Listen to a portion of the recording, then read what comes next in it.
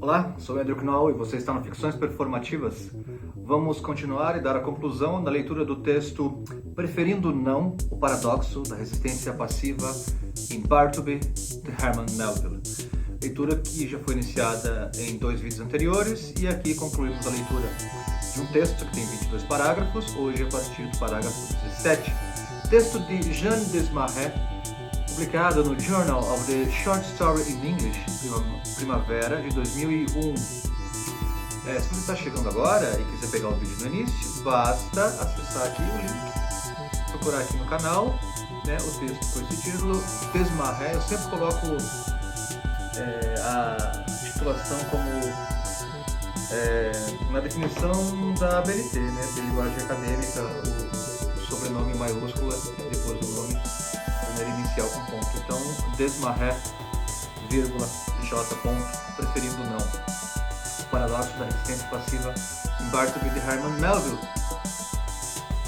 Por que esse texto? Que é um texto que estamos analisando, porque lemos o texto que tem a ver com os nossos estudos nesse momento para a dissertação, o mestrado, leitura de texto em teatro e em filosofia política em Agamben.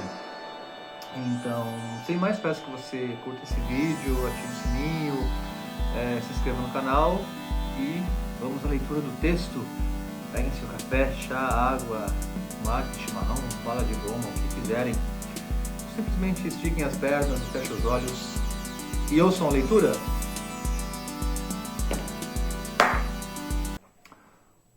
Um muro é definido como uma estrutura que defende, retém, fortifica, encerra e, por sua própria natureza, separa e divide. Em Bartleby, existem 2 tipos de muro.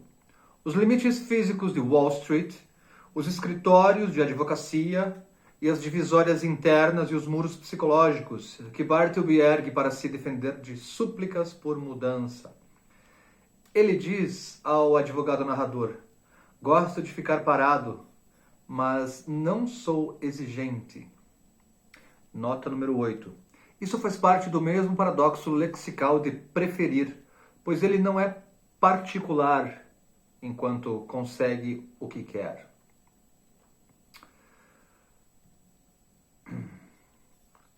Então, ele diz ao advogado narrador: gosto de ficar parado, mas não sou exigente.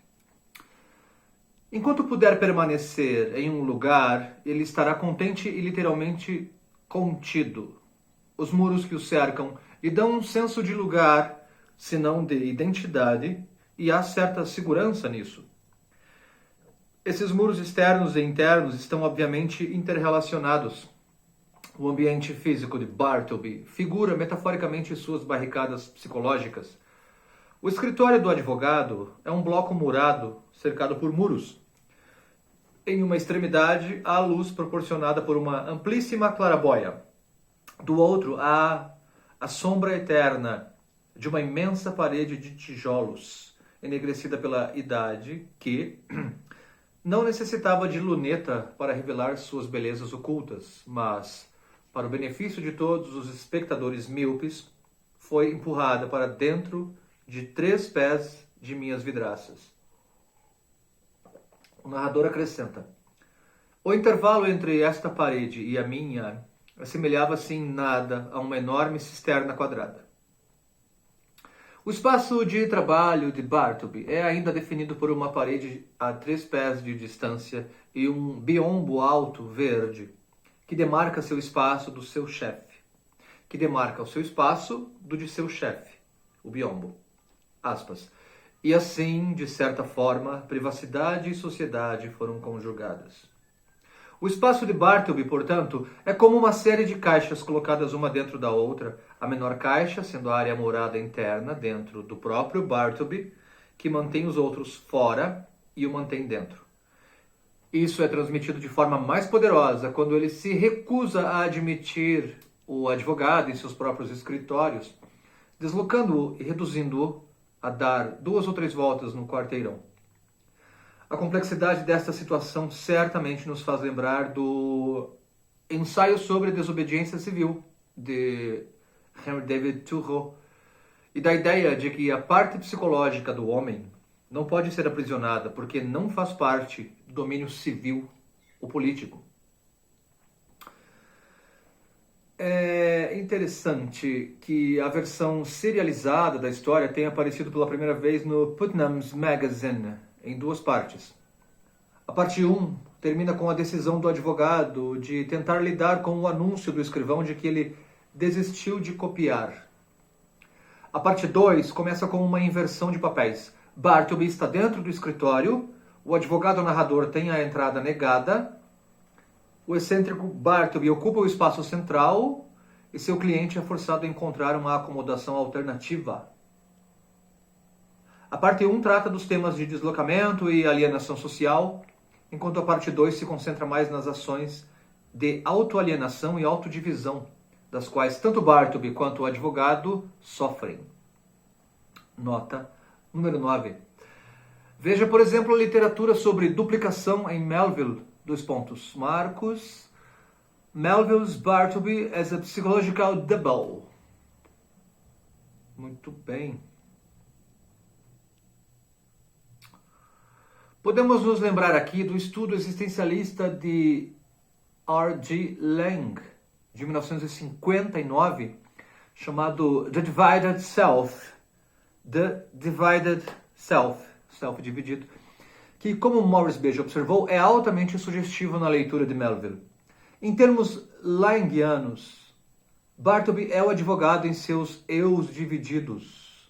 Eles estão isolados dos outros e do mundo, mas também autodivididos, dissociados. A autodissociação de Bartleby, no entanto, tem consequências danosas. Ele se torna petrificado. Ele deixa de ser uma pessoa viva e se transforma em algo morto, em uma pedra ou parede. Lang descreve isso como a adoção pelo esquizoide de várias formas paradoxais de autoproteção e a denominação petrificação. Citação. Se todo o ser do indivíduo não puder ser defendido, ele retrai suas linhas de defesa até se refugiar em uma cidadela central. Ele está preparado para descartar tudo o que é, exceto seu eu. Mas o trágico paradoxo é que quanto mais o eu é defendido dessa maneira, mais ele é destruído. Fim da citação. Paradóxico é boa. Como Lang observa, essa pode ser uma estratégia adotada por todos os tipos de pessoa, não apenas pela personalidade esquizoide incorpórea. E na história de Melville, a linha entre sanidade e loucura se mostra tênue. Comportamento normal é aquele que se enquadra na visão da maioria. Aqueles, como Bartleby, que não se enquadram são loucos, entre aspas, e, aspas, desequilibrados, e sua defesa se transforma em auto-ostracismo e petrificação. Embora o trabalho de Lang forneça uma visão real do caráter incorpóreo do escrivão, estudos psicanalíticos recentes sobre transtornos alimentares, como bulimia e anorexia, fornecem um modelo psicológico mais sofisticado. Nota 10. 2 estudos recentes e particularmente úteis são Farrell, 95, e Lawrence, 95. Algumas pesquisas, notavelmente as de Elika G. Huss, e S. Meltzer e H. Crisp, conectam a compreensão dos transtornos da esquizofrenia e da anorexia nervosa. Veja o trabalho de Huss, Meltzer e Crisp. E mais recentemente o modelo de Gianna Williams, de um sistema de defesa, aspas, no entry, desenvolvido a partir das teorias de Melanie Klein e Wilfred Bion, famosíssima, né? Melanie Klein e Wilfred Bion, fornece uma maneira de compreender o caráter de Bartleby e sua série de recusas. Em seu livro Internal Landscapes and Foreign Bodies, de 97, Internal Landscapes and Foreign Bodies, ela aborda uma série de dificuldades alimentares ou transtornos alimentares que podem ser vistos como facetas adicionais da patologia associada a deficiências em tomar de outro. Com base nas vidas de pacientes que se protegem da experiência de uma entrada inimiga, Williams descreve as maneiras pelas quais manter todos e tudo fora se torna primordial para os anoréxicos bulímicos em particular. Citação. Creio que fica claro que a renúncia às defesas contra a formação de uma relação de dependência com um ser humano, livre para ir e vir, representa uma mudança, especialmente na área dos transtornos alimentares, da valorização das pessoas para a valorização de um aspecto diferente na qualidade de vida. Provavelmente poderia ser definida de forma mais concisa como uma transição da atribuição do valor ao ter, para a busca de maior realização na situação mais dolorosa, porém mais rica, do ser. Fim de citação. Bartleby não realiza essa transição porque não consegue ir além de um estado de autonegação. Para existir, ele teria que dissolver algumas das fronteiras e muros e admitir, em ambos os sentidos da palavra, assistência e existência. Sua preocupação principal é se proteger da invasão. Suas ansiedades de invasão não são circunscritas, mas se manifestam de várias maneiras, como recusas em ingerir alimentos, em assumir tarefas, em admitir a necessidade de ajuda e em permitir o acesso de outros em um espaço físico ou psicológico. Mais pertinentemente, na história, elas se manifestam como recusas de nutrição. Nos termos de Williams, essas recusas constituem uma síndrome de não entrada, que desempenha a função defensiva de bloquear o acesso a qualquer estímulo vivenciado como potencialmente intrusivo e persecutório. Bartleby constrói uma caixa chinesa de muros, e paradoxalmente isso é tanto um gesto em direção à vida quanto à morte. Último parágrafo.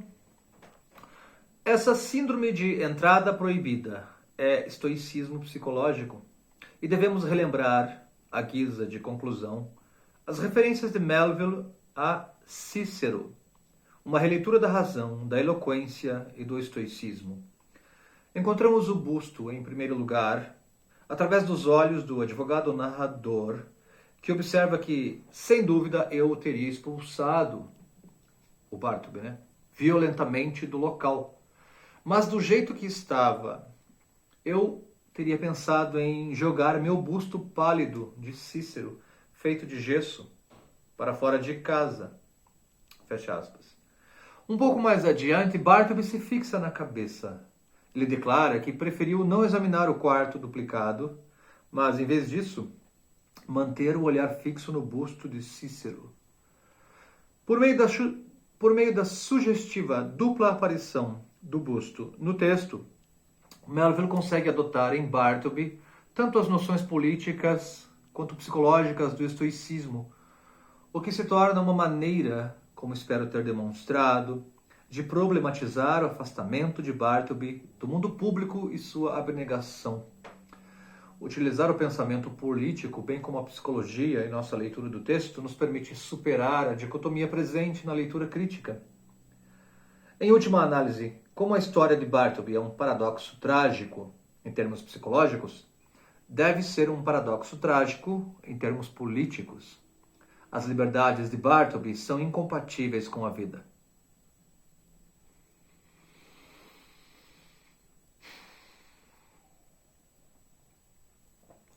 Fim do texto de Jean Desmarais, preferindo não o paradoxo da resistência passiva em Bartleby de Herman Melville. Cabe aqui então a leitura da obra de Cícero, de toda a obra de Cícero, e leitura sobre o estoicismo, para aprofundarmos aqui os conceitos, aprofundarmos o entendimento. Não é mesmo? Bom, temos aqui no texto uma pequena bibliografia que cita... Vamos lá? Leitura da bibliografia. Quem não quiser pode pular. E indico também a leitura, então, do texto Bartleby, o Escrivão, de Herman Melville. Esse conto belíssimo, já aqui com spoilers aqui na leitura do texto. Afinal, são textos de análise crítica, então tem spoilers também. É facilmente encontrável, localizável aí pela internet. Tá bom?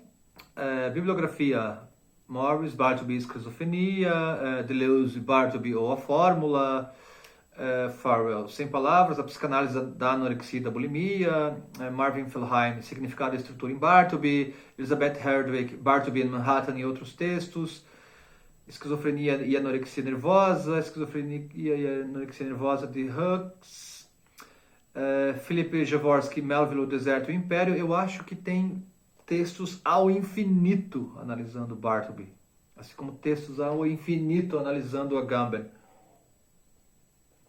bem como analisando Bourdieu e analisando Marx, ao infinito. Ficamos por aqui. Quem quiser ver o texto que lê Bartleby, o Escrivão, procura aqui no canal. Esse é o último texto de 3 da leitura desse artigo, então procure ver os vídeos anteriores aqui no canal. Dê uma olhada aqui no canal, tem outras leituras que podem vir lhe interessar. Ao invés de, sei lá, você pode utilizar esse vídeo para apenas ouvir enquanto faz qualquer outra coisa. Ajuda a ganhar tempo, tá bom? Agradeço muito sua audiência, se inscreva no canal, ative o sininho, vamos seguindo por aqui. Qualquer coisa, mandem mensagem, escrevam aí aqui embaixo no espaço para a gente ter algum contato aqui também, tá bom? Sigam nas redes sociais e vamos seguindo. Um beijo no coração.